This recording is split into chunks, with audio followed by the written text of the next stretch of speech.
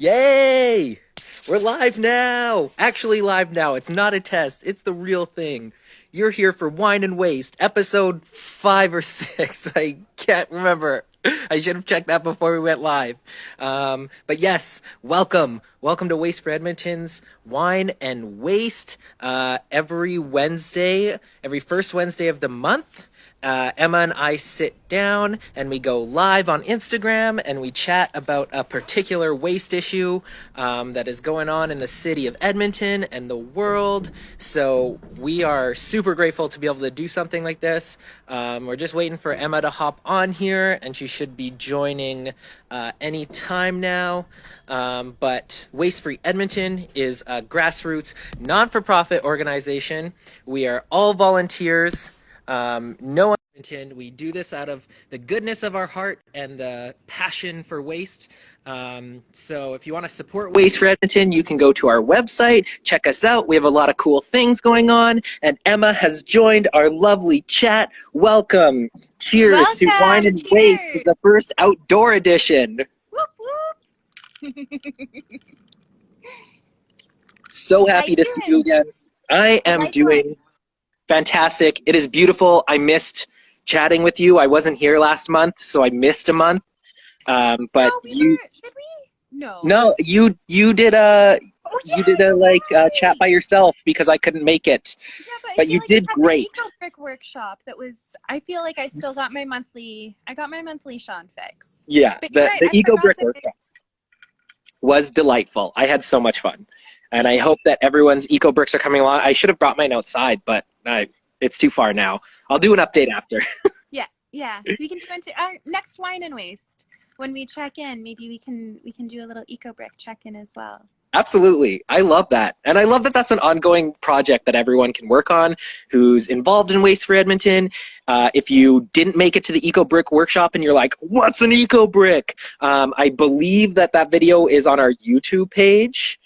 I think, or it's going to get there eventually. Yeah, it'll get there eventually, and so you'll be able to participate in eco-brick creation. It'll get there. But that's not what we're talking about today. Seconds, I want to check in with you about the Earth Day cleanup that you did so much great work on. Tell us a little bit about it, Shawn. How'd it go? I'm just so excited. I want to do everything all at once. Yes, so Waste Free Edmonton, we partnered with Capital City Cleanup and Better Environments to host a citywide Earth Day garbage cleanup. And it was amazing. It was so much fun. I know I spent probably from 1 o'clock in the afternoon all the way to like 7 o'clock at night. So I spent like 7 hours picking up garbage, jumping around to different locations. We had a bunch of volunteers involved. I know Better Environments had a bunch of volunteers involved. And then Capital City Cleanup is just amazing in the work that they do. And the city of Edmonton, supported us every step of the way, but also they gave out litter kits to schools and community leagues. So they were getting students and teachers involved, and they were getting community leagues involved, and it was incredible. And to see the stats, I believe that the total number of bags picked up was 300 black garbage bags worth of litter were picked up that day. I know that the city of Edmonton posted them on their site, and I believe we reshared it. But it was just so invigorating to see so many volunteers get out into the streets and clean up their neighborhoods and clean up their communities. And we had approached the city of Edmonton with this idea to have an Earth Day cleanup because they have Capital City Cleanup, which does a lot of work in picking up litter and providing residents with the supplies and safety measures to pick up litter. With this idea to have a citywide event, we didn't really have a lot of time to get it off of the ground. So I think everyone did an amazing job in organizing it as quickly as we did and getting the word out there. And I hope that it can become an annual event. And I think that Capital City Cleanup wants it to be an annual event as well, so that we can all work together in keeping our city litter free. That being said, litter cleanups are not a solution to the waste crisis that we currently find ourselves in. Litter cleanups are a really good way to engage your community, get outside, get some exercise, get some fresh air, and feel good about cleaning your neighborhood. But it is not a solution. Reducing waste is the solution. And so that's why we're here. That's why Waste Free Edmonton exists, because we want to help you and your community reduce your waste. Especially with the new the garbage cart rollout. I know lots of people that are a little bit concerned about it. Lots of it is just about waste volume. And especially with food waste, people, from what I understand, are concerned that, there will be too much of it, it'll be too stinky. Pickup for that is only going to be every 2 weeks. So along with the whole fact that this week is Compost Awareness Week and we're getting these new carts rolled out, we thought it would be the perfect time, and gardening season is upon us almost. We thought it would be a really great opportunity to That's my talk dad. about food waste. So just to kind of give you guys the lay of the land for what Shawn and I want to talk about today, Shawn has some really great stats about food waste that we will get into, but we wanted to start off checking in with you guys, seeing how everyone's doing. If you participated in the Earth Day cleanup, be sure to let us know in the comments. We want to talk about how to reduce the packaging waste when you're buying food in the grocery store. So talking about how to reduce that type of waste, which is not the same as food waste. And then how to make sure you're using up all of your food and you're throwing away less of it once it is in your home. We also want to talk to you guys about gardening and all of the benefits of growing your own food. And then Shawn, you're a master MCR, right? Yes, I am. So the city of Edmonton, the city of Edmonton has this amazing program called the Master Composter Recycler Program, and it is a free volunteer training that the city does, and it trains residents to be experts in recycling and composting and our waste management system here in Edmonton. And the idea behind the program is to have, this volunteer citizens initiative where the city of Edmonton will train people to be knowledgeable about, waste reduction, about recycling, about composting, and then they will take that out into their communities and help stimulate the conversation around waste reduction, around how to properly sort your waste, around how to start a compost at home, why it's important to compost, and a whole other plethora of waste related issues. And I am so grateful to live in a city that prioritizes not only waste management and waste reduction, but also a city that sees the value in informed citizens and how those people, someone like me, can be trained by the city and then go back into the community, talk to my friends and family, talk to my neighbors, and really try and get people to care about their waste, because we all have waste. It's something that we all produce, we all consume, we all create waste, and it's important that we create a culture of accountability around our waste, because there's lots of argument to be made that there's not necessarily the most accountability around our waste habits right now. But hopefully moving into the future, we as Edmontonians, we as Albertans, and we as Canadians, and we as Earthlings can all not only reduce our waste, but manage our waste more ethically and more sustainably. So if you can sign up for the Master Composter Recycler Program, I believe there's one going on right now. This year is already underway. Yeah, but you can sign up for next year. They are pretty they have a limited capacity, so there is a whole interview process, and they want to make sure that the people who are taking the program are very committed to learning about waste. But it's one of the best things I've ever done. I made so many friends doing it that I still talk to today, and we talk about waste and waste management and all the good stuff. So check it out. We're lucky to Master have Compost you, Recycler. and you have that training. So we're going to make sure we save about the last half of Wine and Waste tonight. Shawn will be walking us through his compost setup and what he does. And I believe I remember you telling me that you keep yours active year round. Yes, I do. And actually, I just wanted to address a comment that we had someone who participated in Earth Day. I saw that. I wanted to say something, but I didn't want to interrupt you.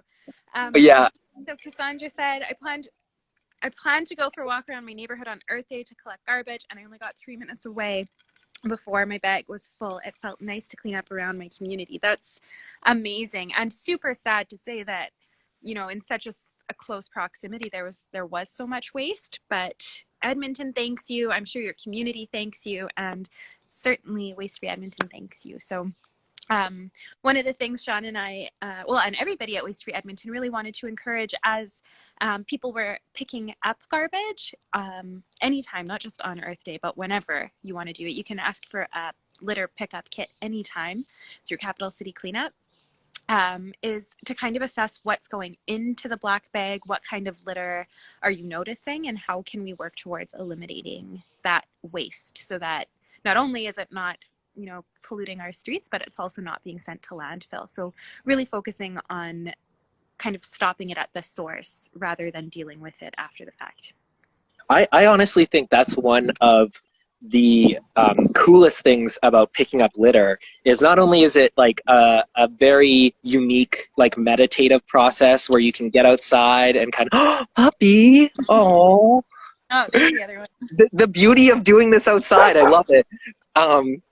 It not only is it like a meditative kind of like therapeutic process, but also, when we were talking about the creation of our eco bricks, something that came up was a personal waste audit. And when you pick up litter, you're almost doing like a community waste audit where you can reflect on, if you pick up a Tim Hortons cup or a McDonald's cup, or even the worst one is, this is not shaming anyone, but the worst litter is cigarettes. I find so many cigarette butts, and they're so hard to clean up and pick up. And they're also really bad for the environment because they leach. But you can reflect on what you're picking up and how that applies to your own life. Like I went to A&W and I had a cup with a coffee or a pop in it, and those don't get recycled. Those end up in the garbage. So when we can rethink how we engage with waste and rethink our consumption habits, then we can apply those to not only the community but society at large, because then you can ask yourself, well, why isn't a Tim Hortons cup recyclable? Like, is there a way we can make them recyclable? So it's a really great way to engage in nuanced conversations. And I was able to have, I always tell people that litter cleanups are such a great way to talk about the intersectionality of waste. Because when you're picking up garbage, you then can branch off into so many different topics. You can talk about single-use plastic bylaws and what impact that can have on waste reduction.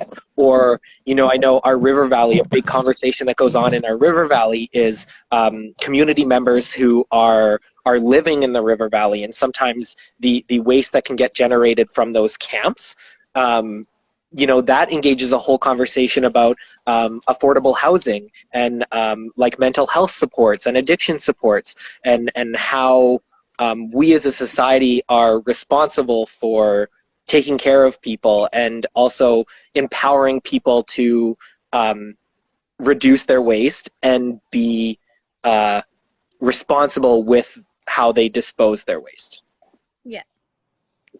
Yeah, so that's all cleanups. That's all the fun stuff that can come from Earth Day cleanups. And the beautiful thing is you don't have to do it as a special event.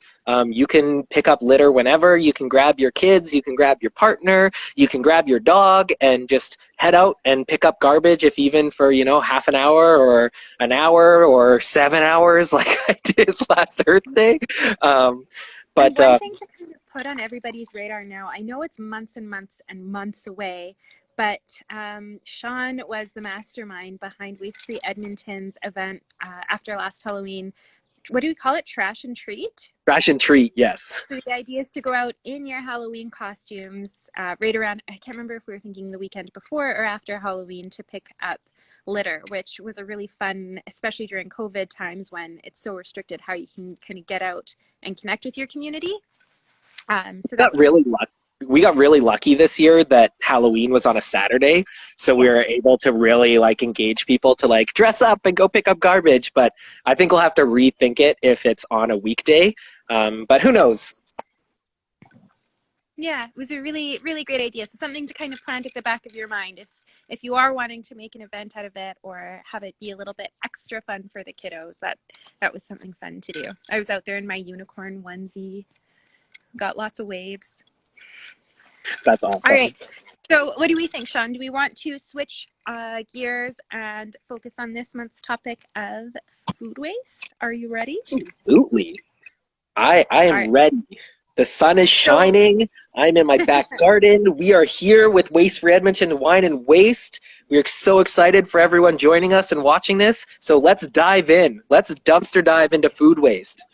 So one of the very first things we wanted to talk about is how we reduce the packaging waste. So Shawn, what are some tips that when you're going grocery shopping, you can offer up to people who may be looking to reduce waste in that capacity? So the biggest thing that I do is I never use like bags when I'm buying produce. So whether it be like peppers or apples or things that you would typically like grab one of those disposable single-use plastic bags for and like throw your produce in, I do have like netted reusable bags. I'm not the best at remembering them. So it's also like a... Pause you for 1 second. Yep. I can hear you okay, but your video has been paused for a while. I'm just wondering if anybody in the comments, if you can let me know if it's my connection or if you're also having a hard time seeing Shawn, because maybe I need to move. Sorry to interrupt, Shawn. I just want to make sure we don't lose you. That's okay.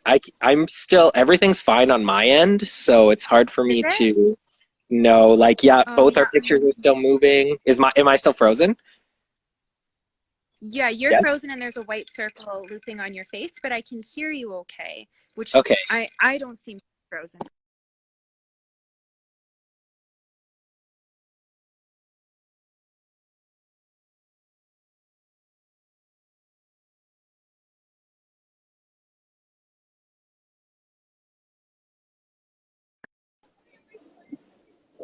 Is that better? Can you hear me?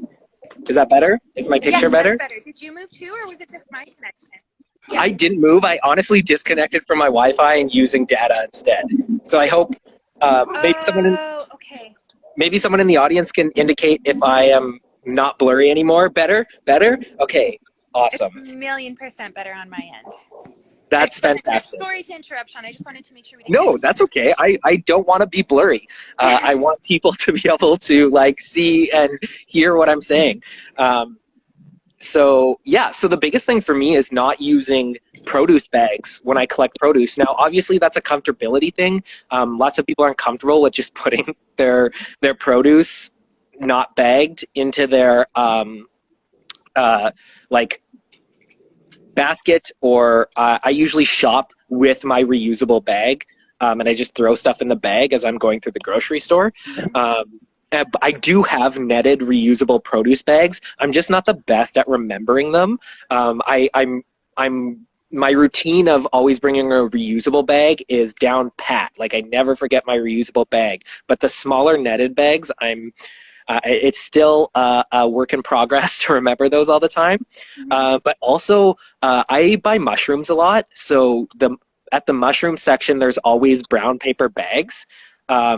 So sometimes if, like say Brussels sprouts, I'll go grab a brown paper bag from the mushrooms and just use that instead to collect all the Brussels sprouts, because then I can rip that up and put that in my compost. So that's a huge thing for me. I get my detergents and my dish soap from Earth's General Store. So Earth's General Store is really great for being able to I just bring mason jars to fill up my dish soap, and I've had the same like dish soap container for like 2 years now, and so I just keep bringing that back and refilling it, and then I bring 2 mason jars with me and fill that up every time. And the same with laundry detergent, just like using the same bottle and bringing it to Earth's General Store. There are other stores around the city that will allow you to refill and reuse containers, so that's fantastic. The city of not the city of Edmonton, Waste Free Edmonton has a great resource on our website that you can go check out. And we have resources for individuals, and we have a big list of businesses and other organizations that support reuse and refill. And so I would go check that out if you're looking for places. If you live near Earth General Store, I always suggest going to Earth General Store because it's just, I love it. It's community-orientated business. So it's great to go there. But yeah, those are my big suggestions. And buying bulk when you can. I know that when COVID first rolled out, bulk bins were shut down, but they are operational again because of we understand how COVID spreads more. Yes, bulk bins are good to go again. Awesome. I'm just what about you, Emma? to that. I also am awful, not so much even at remembering to bring the produce bags. I find that often when I do remember to bring my reusable produce bags, I just don't use them anyway.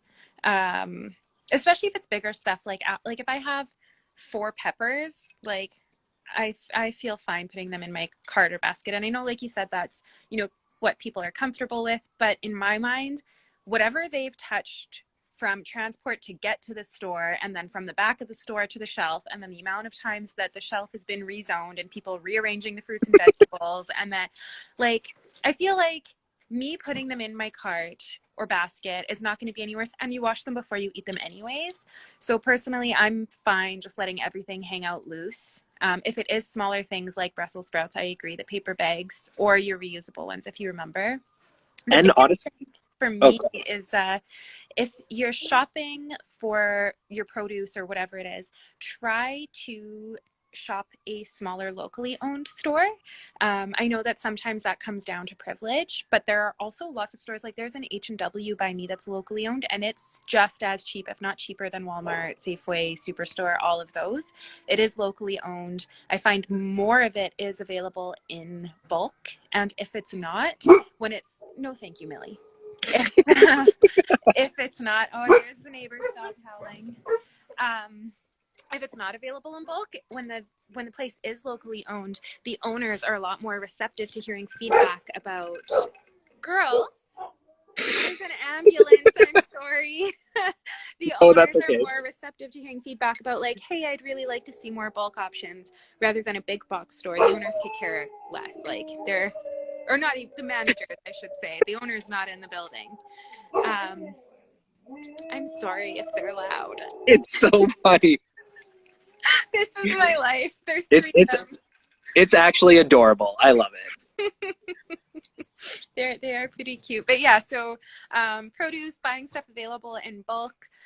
One of the best tips I remember hearing was, I believe it was Bea Johnson, maybe it was Lauren, I can't remember who, was saying when they go to the bigger stores, they just shop around the outside perimeter, because everything in the middle of the store is all like heavily packaged processed foods. Like all of the produce is on one side, and then all of the refrigerators are on one side, and it's kind of like you just shop the perimeter of the grocery store instead of like going down the aisles where it's all bags and bags and bags. So that's convenient.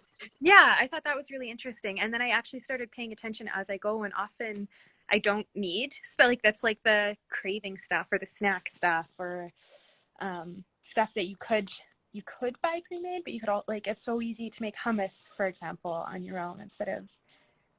And that's also, I want to make sure, I know we talk about this a lot and reiterate this a lot, is that, we're not here to like shame anyone for their consumption habits or their waste creation habits. Like, that's not what either Emma and I ever want to do, or Waste Free Edmonton ever wants to do.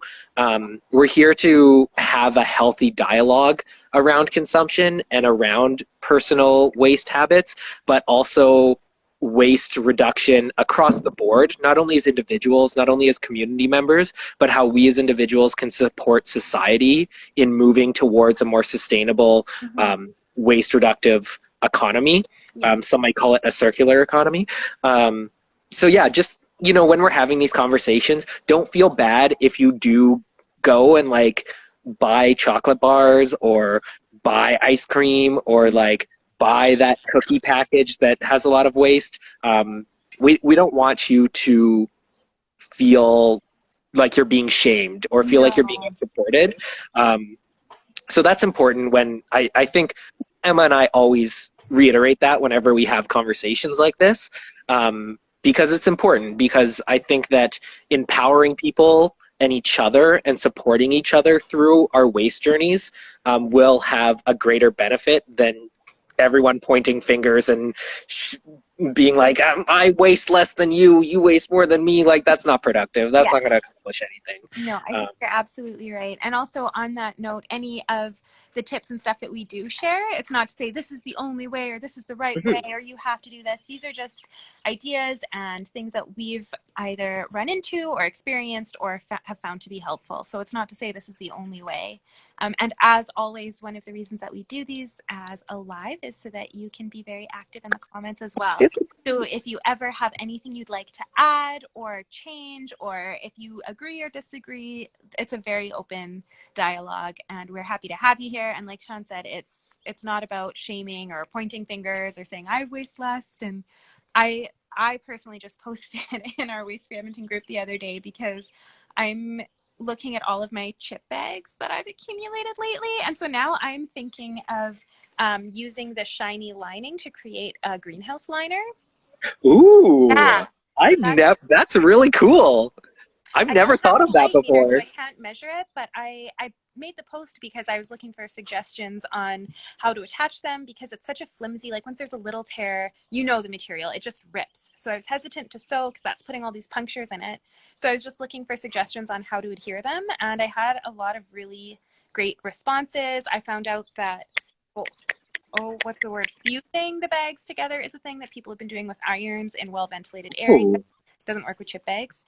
Somebody else suggested rubber cement, which I guess her daughter had made ring ornaments as an upcycle project over the holidays using chip bags. Somebody else suggested duct tape. So I'm trying with foil tape.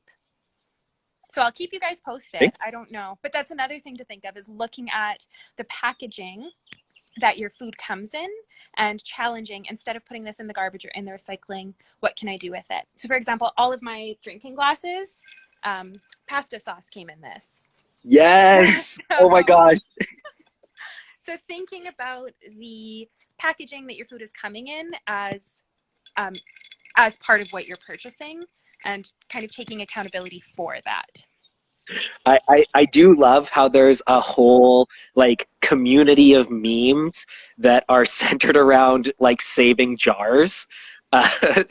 So maybe we can start sharing those on some of the Waste Free Edmonton, like our story, or maybe we'll start posting a couple of the really good ones on our Facebook, because I follow like a zero waste subreddit, and there's always usually really good memes around that are catered towards people who save jars, because I do the same thing, like, and we use them as drinking glasses a lot of the time as well, which is really great. I kind of wanted to use that to transition to just like talk about the stats around food waste, because I like that. I like bringing that to the table. I like when people hear that because it can kind of help empower and engage you. Oh, nice. We have someone else in the chat who also loves mason jar memes. So yeah, the people who save jars, and you save every little jar, being like, I will use this. I will find out a purpose for you. Yeah, we're a special breed of human. So it's glad to see that other people enjoy that as well. According to the National Zero Waste Council, research on food waste in Canada, Canadians waste about 2.2 million tons of food per year, which is pretty. It's a lot of food. 2 million tons is a lot. And all of that is so some definitions of food waste. There's unavoidable food waste, and that's kind of like banana peels and egg shells and coffee grounds and bones. So like things that are byproducts of eating food. Like you're never going to eat a banana peel or like an orange peel. I've seen recipes for Okay. vegan bacon made out of banana peels. I haven't tried them, but I've seen them. Okay, I want to see that, but also typically the average person is not going to eat banana peels, so those are considered unavoidable food waste. And now there's the second category is of avoidable food waste, and that is like foods that, like, say you bought a case of strawberries, ate a couple, and then they got pushed to the back of your fridge, and 3 weeks later they're all moldy and gross, and you're like, oh no, I wasted all those strawberries. Like, that sucks. Blueberries are another victim of back of the fridge abandonment. So that's avoidable food waste. And so what's pretty crazy is that worldwide, about 1/3 of the food produced in the world is considered avoidable food waste. So that's about 1.3 billion tons of food every year. So that number is pretty astonishing. Like 33% of food that is grown and produced is wasted. Mm-hmm. So I feel like we could have a whole episode just talking about the like ethics of that, the efficiency of that, why that is. Oh, we have a 100-mile living is banana peels can be fermented and used in fertilizer for plants.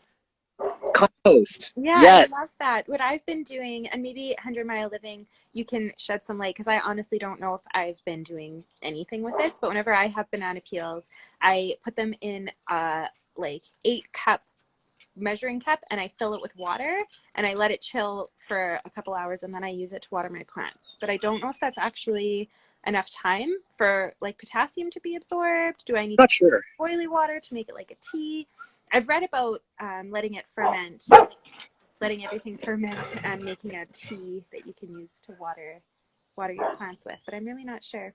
But yeah, even with listening to you, Shawn, with your unavoidable food waste, I get why it's called unavoidable food waste, but I think a lot of it can be avoided.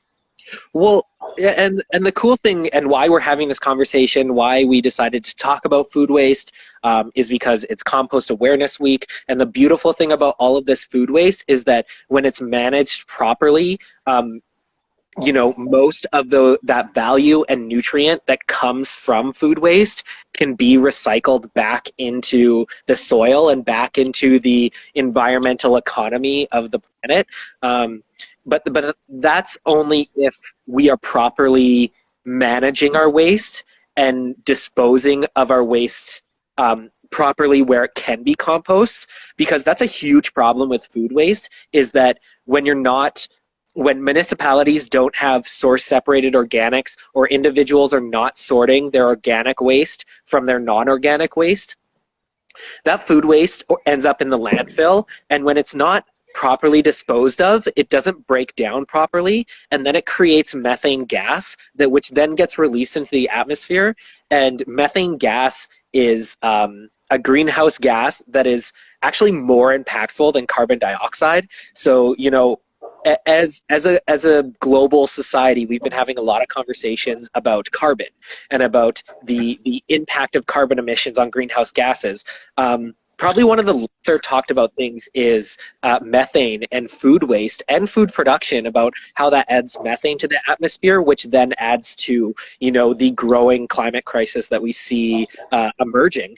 And so it's super important for us to sort our waste, our organic waste from our non-organic waste, and to make sure that not only as individuals but as municipalities, that we are properly composting all of our food waste, because that is a crucial element of climate action. Mm-hmm.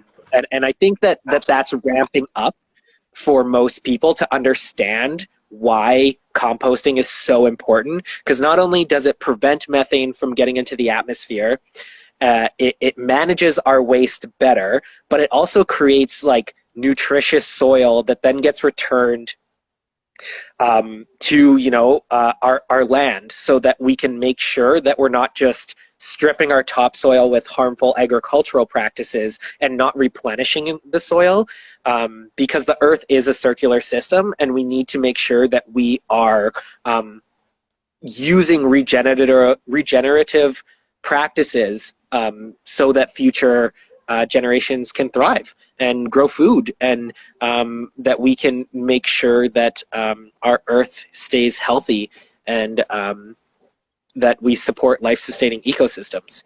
And also, even if you're someone who is like, I don't really care about the environment, it's not my shtick, I care about money, that's all I want. Food waste is actually costing you money. So like shopping intelligently and wisely, and making sure that, say you're meal planning, or you're making sure you're eating everything, and that you're not wasting food. Not wasting food actually saves you money. So the National Zero Waste Council, the same research they did for how much food is wasted, they estimated how much money that was costing Canadians, and they estimated that for all of Canadians together, it was wasting about $17 billion on food waste. So Canadians were spending money on food and then not eating it and just throwing it out, and that was costing Canadians $17 billion. $1 billion is not a small amount of money. It's a lot of money. $17 billion? That's insane. That is a huge amount of money that is just being wasted in food waste. And so even if someone, say you have a grandparent who's like, I don't care about the environment, be like, well, you're wasting money. So like, if you want to save your money, you don't waste food. Mm-hmm. So I always like to maybe create scenarios like that, because I know people think differently and have different opinions about the environment. But that's always an angle that you can come from, is that, when you're talking to someone who's just like, well, I don't see the value in composting. Well, actually, composting will save you money. Yeah. And not wasting food will save you money. Yeah. I want to hop on the not wasting food, because I know you mentioned some of it is unavoidable food waste, but when it comes to avoidable food waste, I want to dive in a little bit in that. So let's do a show and share. No, thank you, girls. Are they fighting? No, there's a squirrel. Oh, okay. There's a squirrel. Of course. I was going to say, hopefully not food waste. No, they're fine. The squirrels torment them. But yeah, so there's a bunch of stuff that I do to reduce food waste in my home. I know you had a document where you had 5 tips, that those were the ones that were found. So I'm wondering if maybe you can share those with us. And then if you want to share anything beyond that you do, and then check in with me and I'll share anything beyond that I do. Because actually those ones weren't even ones that I was planning on discussing. Yeah, so these are actually stuff we've kind of touched on already. So the first one is don't overbuy. I am definitely someone who, I'm not the best at meal planning. So I usually shop like every 2 to 3 days kind of thing, and just get only what I need. Because I just like to, especially with COVID, I like to get out of the house. And even though it's a limited time, it's nice to kind of just go to the grocery store every so often. So don't overbuy, and keep track of what you have, so you're not doubling up on things that you already have. Check the use-by date of when you buy food. So take. That's still number 1. That's number 2. Sorry. So number 2 is check the use-by date to make sure that you're using things first. Maybe organize your fridge to where you bring. I don't know if anyone's worked at a grocery store before, or there's this thing called facing, where you bring the oldest stuff to the front and the newest stuff goes to the back. So you can kind of organize your fridge like that. I think that helps a lot. Plan ahead. Meal planning can do wonders, so you're not just going to the grocery store being like, what am I going to make? At least have an idea of what you're going to buy before you go, so that you're not buying you don't go there with no idea, buy a bunch of stuff, and then you get home and you're like, actually, I don't want to eat this. I want to make something else. So if you can plan ahead before you go to the grocery store and buy only what you need, that'll probably help a lot in controlling and managing your food waste so that you're not buying unnecessary things that you're not going to end up eating. Number 4 is to shop local and get to know your grocer. We were talking about local grocery stores. I go to Sunterra as well, which is just off 111th, kind of a little bit north of Southgate Mall. I love Sunterra. They have the best tomatoes, and no one can convince me otherwise. And they just have like a lot of local foods there as well, and they do a lot of stuff in-house, which is really cool. I think there's one downtown too, isn't there? I'm not sure. I think there is, in one of those like pedway situations that connect somewhere around. I could be wrong, but I feel like I remember there being a center. Mind you, whether or not it's open during COVID because it's in the mall, I don't know. That's awesome. And the for the top 5 ways to cut down your food waste, use your freezer. Love your freezer. Freeze things. You can always unfreeze them and reuse them. And even if you make a meal, you can then freeze it, like freeze your leftovers if you don't think you're going to eat them in the next couple days. And then you can, say the next week or 2, then you can pull them out of the freezer and they'll stay fresh longer.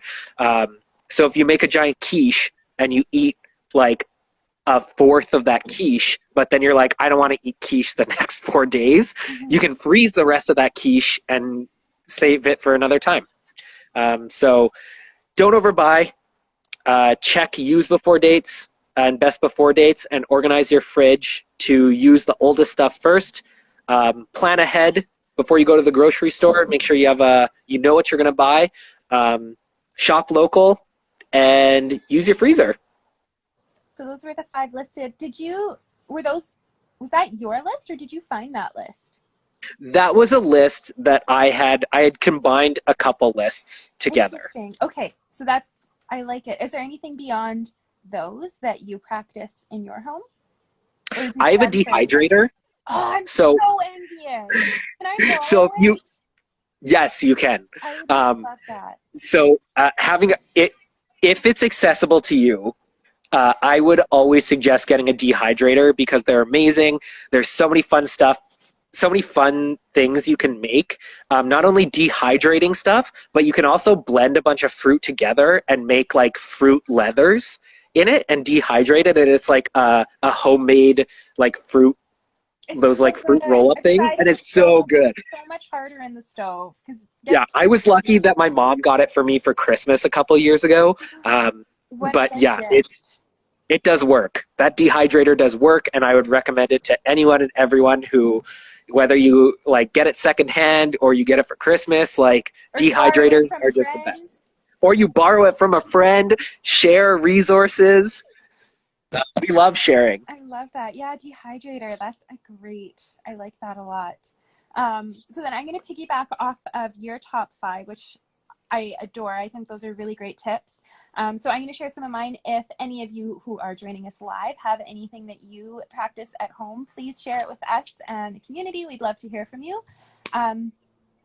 Stop the use of ETS transfers. Oh, I think that means like paper transfers. I think. ETS transfers, like the paper receipts. Yeah. Yeah, that is just not necessarily about food waste, but our Waste-Free Edmonton, our specialty is not necessarily in advocating for public transit, but I do think it's an interesting conversation to have about reducing waste around, temporary bus transfers. Yeah. So interesting. Yeah. Okay. So for my top food waste reducing tips for what I guess you would call avoidable food waste, I like what you were saying about in the fridge, like when you have older stuff, bring it to the front, put the newer stuff at the back. I don't know if this is the same in your house. I know you're in a home with roommates and peers. I have a partner and a stepson. So it's a very different dynamic. And I feel like we'll go out and there will still be fruit in the bowl, and we'll go buy new fruit. And of course, what do you think gets eaten? But the sparkly new fruit, and then the old fruit continues to sit there. So actually, often what I do is I won't buy more until it's gone, because then I know that it's getting eaten. Often I try to have the fridge, and I know this isn't feasible for everyone. Everybody has different routines, and it depends on the type of stuff that's in your fridge. Over the last couple of years, I've really tried to keep anything that's like preservey or condimenty or anything that keeps for a really long time. I try to keep that in the door of the fridge so that all of the rest of the fridge is like, eat this now. One thing I've heard of people doing is getting a little basket or an organizer in the fridge, and it can be eat this first. So anything that needs to be consumed priority, especially after a new grocery shop, you want to put everything that needs to be eaten first, so that it's kind of like a visual cue. And if you're hungry for a snack, it kind of directs you to what you should be grabbing, because that's what needs to go first. And I know everybody has different styles. You mentioned you're not great at meal planning. It's something my partner doesn't like doing either. And even when it comes to cooking, like, I'll often be like, what am I in the mood for? And then maybe I'll look up a recipe. Maybe I'll just wing it.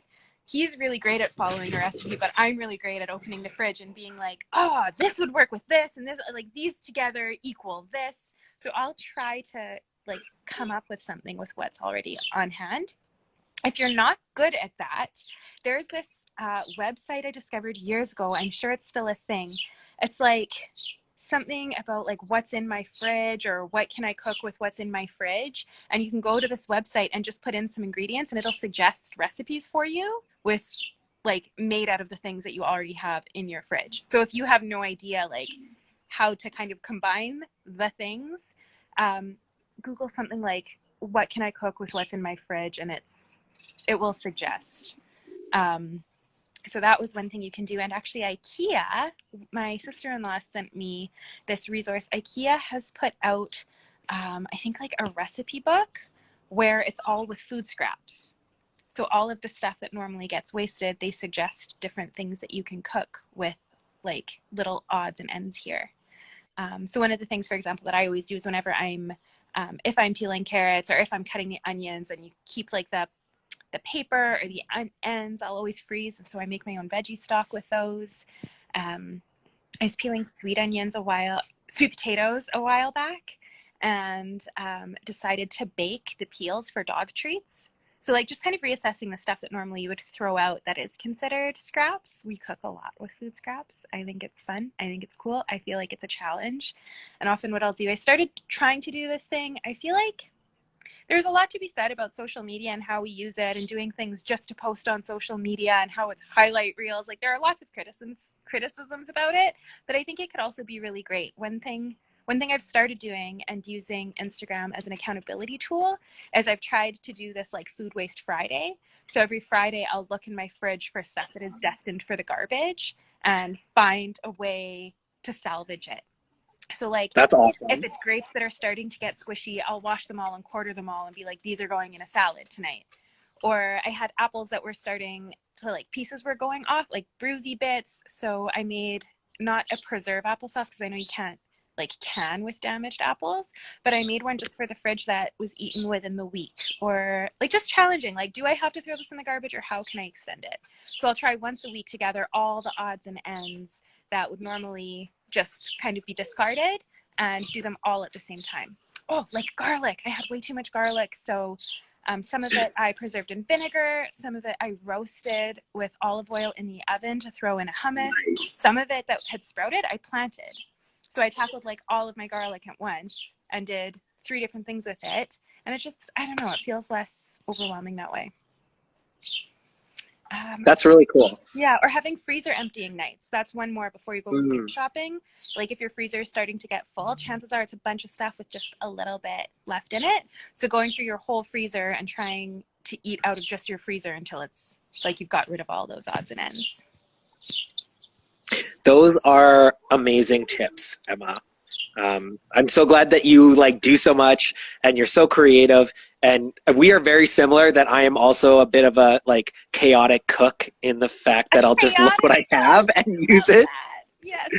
I just want to touch on something that someone brought up in the chat.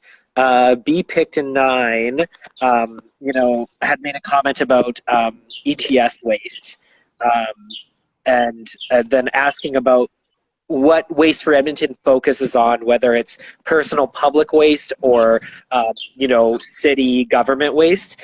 And I just want to touch on that because I think that Waste Free Edmonton focuses on waste reduction across all sectors of society.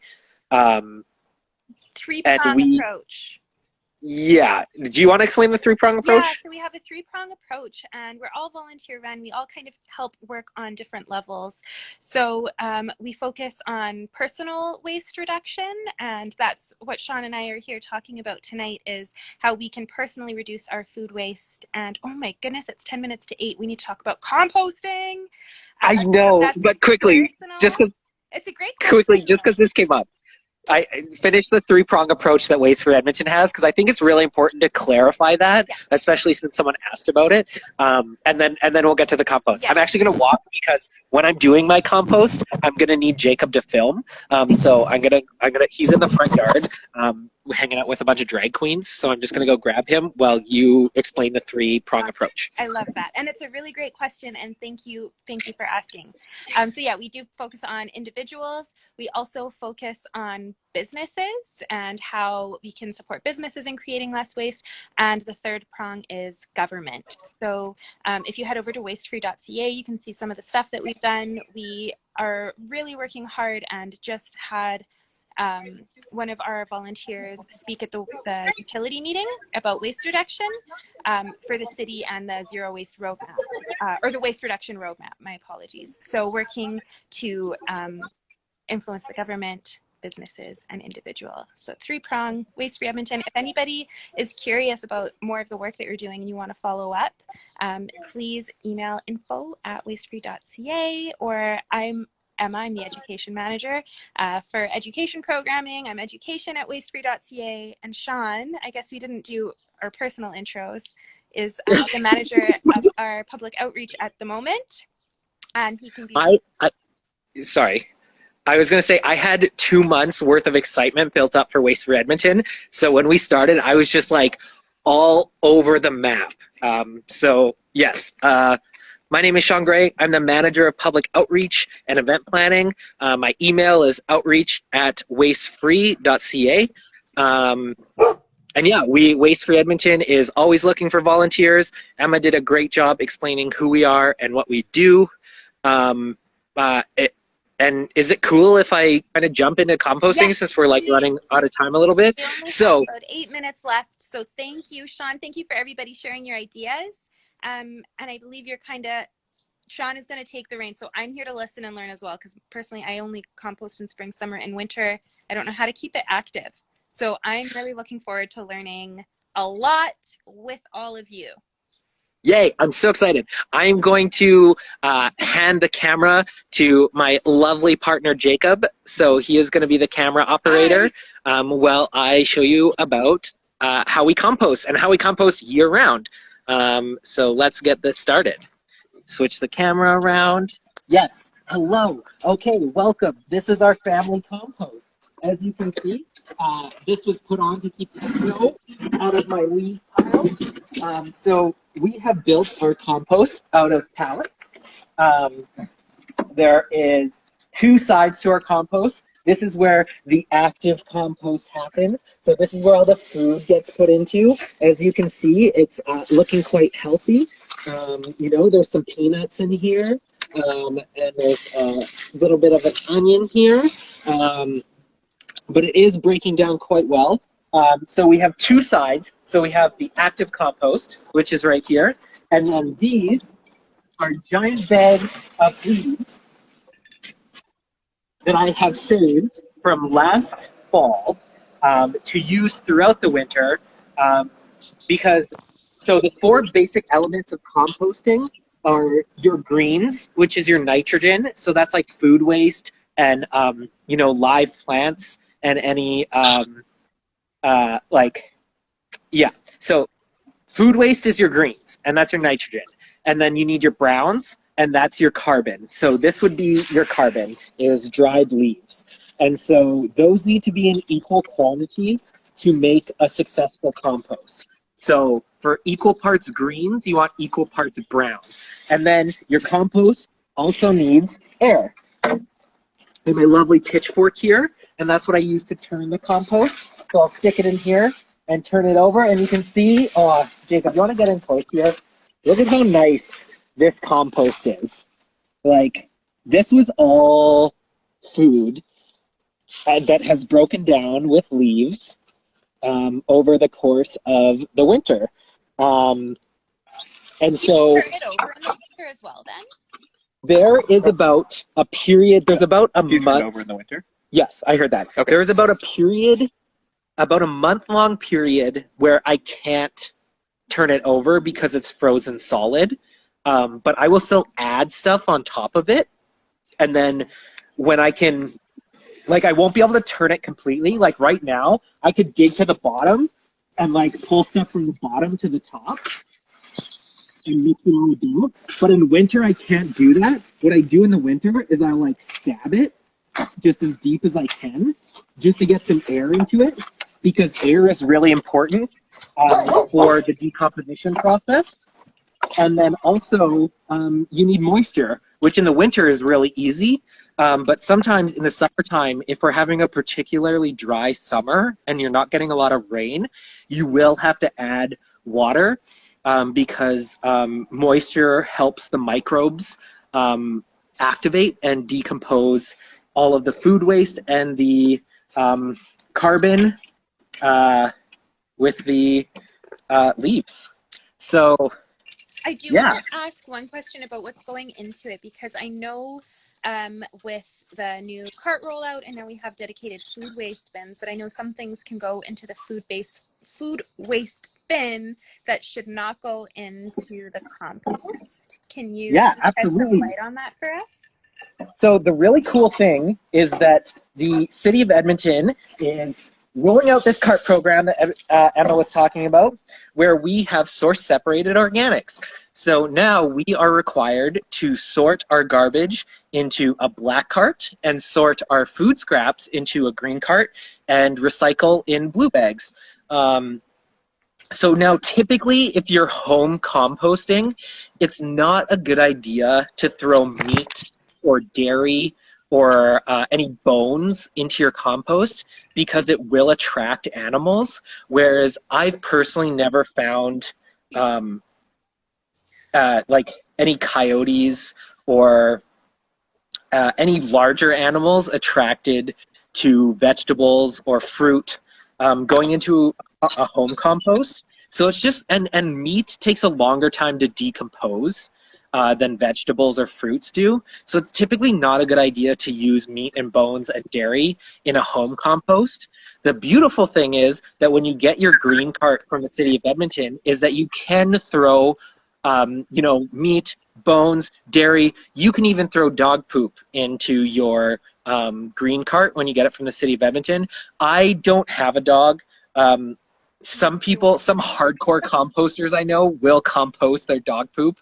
I don't know like where my personal comfortability level with that is. So that's kind of up to the individual as to whether they want to compost dog poop in their home compost, if you have a home compost. But as long as it's not bagged, you can throw that dog poop into a green cart when you get it from the city of Edmonton this summer. You can check the WasteWise app or the City of Edmonton website when you're getting your carts.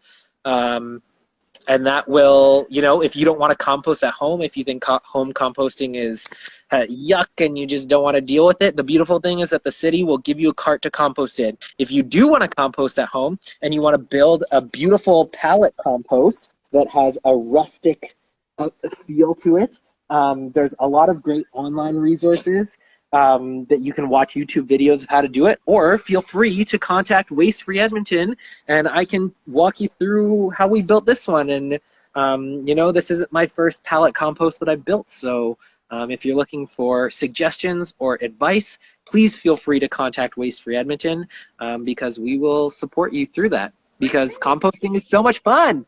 Even if and yeah, you want to comment in our group, I know there are lots of people that are master composter recyclers that are very active in the Waste Free Edmonton Facebook group. And I've seen lots of really wonderful responses to lots of compost related questions, not just from Waste Free Edmonton volunteers, but also from members of the community that are happy and passionate enough to share their knowledge. Can I ask you another compost related question, Shawn? Yeah, absolutely. Can I show you? So can I show you one thing first? Yeah. So probably asking like, Shawn, what do you do with all that compost when it's done composting? Well, I'll show you what I do. I built this compost sifter out of an old IKEA bed. This wood is from an old IKEA bed that Jacob and I had that had broke and become not usable. And then this chicken wire was chicken wire that I got secondhand from someone who was getting rid of it. So I double layered the chicken wire, put it in this frame, and then I put this sifter on top of a big bucket or pail, and then I pour the compost on top of it, and then I like rub my hands through it so that the usable compost falls through, and all the bits that haven't been composted yet stay on top. I throw those bits back into the compost, and I take all the usable compost, and put it into our garden bed. So yeah, I just wanted to talk about the end result of what I do with all the compost. I think that's so important. And even if you are not super into gardening, I think that composting would be a great thing to do. And neighbors, even if you don't want the beautiful black gold that comes out of the compost process, guaranteed somebody in your community would love it. Like, look how nice this is. And honestly, the like, I get the gross factor. I do. But like, when you are composting properly, compost doesn't smell like gross. It smells actually really good, and it smells like soil because that's what it is. Yeah. And a quick tip that I was going to show you the actual process of how I mix in food. So we have a 5-gallon pail right here, and these are food scraps from right now. And what I will do when this 5-gallon pail is in the house, if I ever have brown paper, I will rip up the brown paper and add it into this compost, because when you have carbon and nitrogen mixing together in equal amounts, it shouldn't smell. So that's the beautiful thing about compost, is that when you're doing it right, it actually doesn't smell bad. Can we put ripped, shredded brown paper, like brown paper bags, in our food waste bin then? Like if people are finding that they're under the sink, under the counter, whatever, a food waste bin that gets dumped out, if that's starting to get smelly, that's the thing? I would suggest it. Yeah. I would think that you should do that. I love that. I would advocate for doing that normally, just because, yeah, obviously the food scraps is the priority, but when you're adding in brown paper or carbon into the process earlier, you're going to reduce smell and you're going to speed up the decomposition process as well. Mm-hmm. So if you find when you get because when you get your carts, you get your green cart that goes outside and gets picked up by the truck, and then you get a little bucket that you can bring into your house and use that for food scraps, and then you take that when it's full and dump it into your green cart. I would suggest like adding paper into that while you're collecting food scraps. I like that. Now your compost setup is gorgeous. I have one of those black like tower plastic composts. Okay. And it's got like the little opening on the tippy top, which I think I'd have to take the whole lid off to turn the soil. So I think you said the 4 main things, that's greens, browns, air, and moisture. If you remember? Good teacher. So how would you recommend adding air into that one? So I believe, if I'm not mistaken, now personally, I don't really like those tower composters for that reason, because it makes it difficult to mix and turn. Mm-hmm. But if I'm not mistaken, you can take panels off the sides and mix. I'm pretty sure. And just like stuff it back in when you're done. Because I know you're supposed Yeah. to lift up the bottom to pull it out, but it seems like a very inefficient, like I know very little about it. All I know is that Mhm. I dump my food in it and then I dump leaves or grass or like paper on top. But yeah, it hasn't been getting mixed, and I feel like it takes a very long time for stuff to break down in there. If I was being honest, I would just say don't use those ones. Okay. I know that sucks. It It's sucks, pretty especially if you easy. already have it. Yeah. But I would just advocate for. I'm a big fan of open composts where it's easily accessible. You can turn it like that's why I've always really liked pallet composts. But I know that it's not for everyone. So I think that the next best thing is those big like black tumblers I've seen that them. are usually set on that you can spin. I think those are really clean and crisp, and that you can turn really easily. Um, but if I were to suggest to someone if they were just starting composting, I would say build a pallet compost or get wood and build a more like professional looking compost. But honestly, like my pallet one here, you can see the two sides, but even on the front, I had plywood.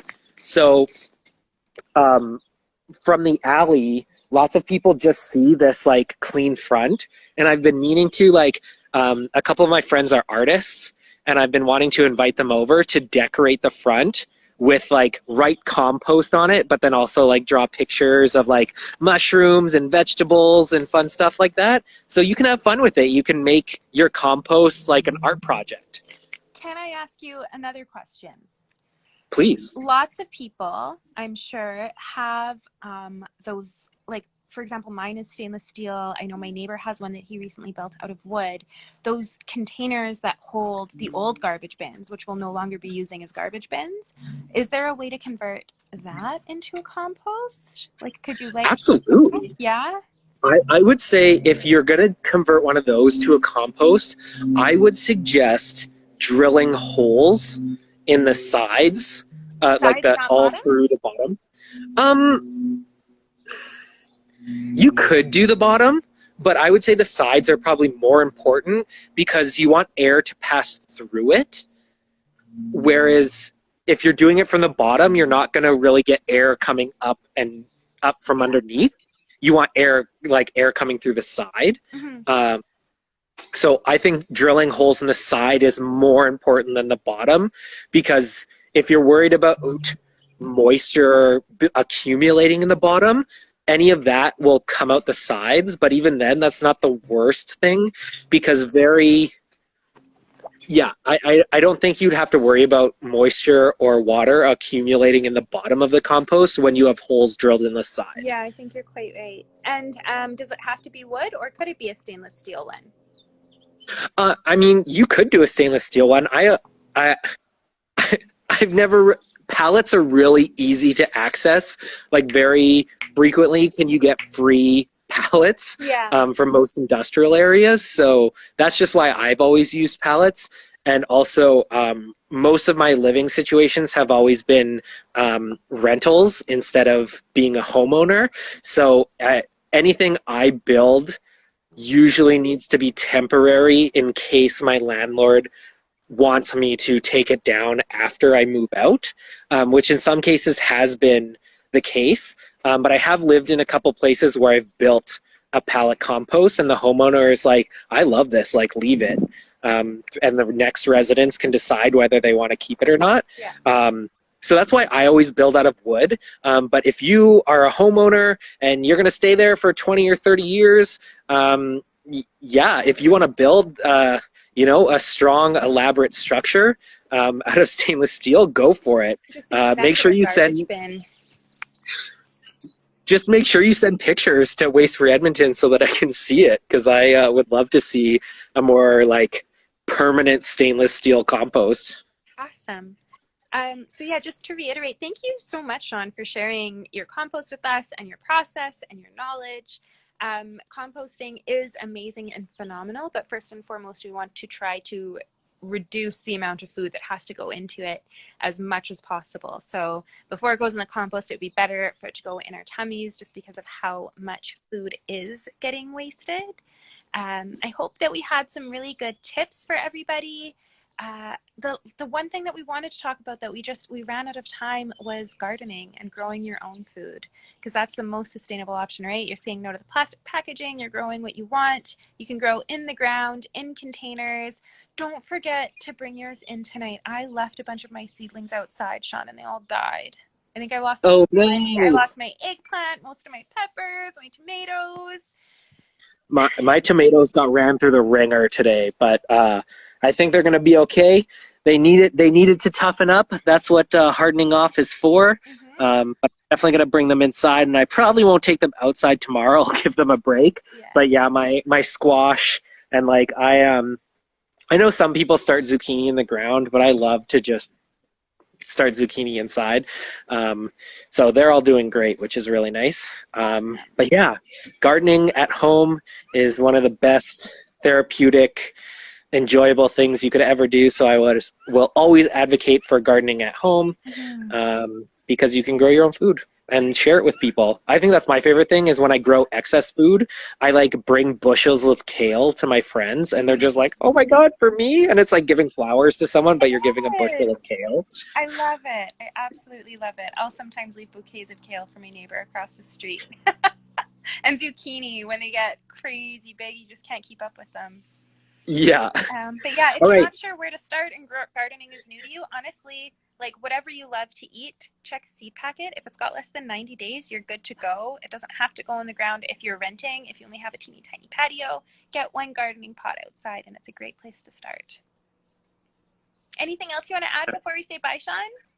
Honestly, I feel like I could talk about food waste and gardening and composting. Like, if someone were to ask me, like, what do you love to do? I would say gardening and composting. And so I could talk about this for hours, but I realized that we shouldn't talk about it for hours in this setting because we want people to enjoy their evenings and be liberated from us just talking at them.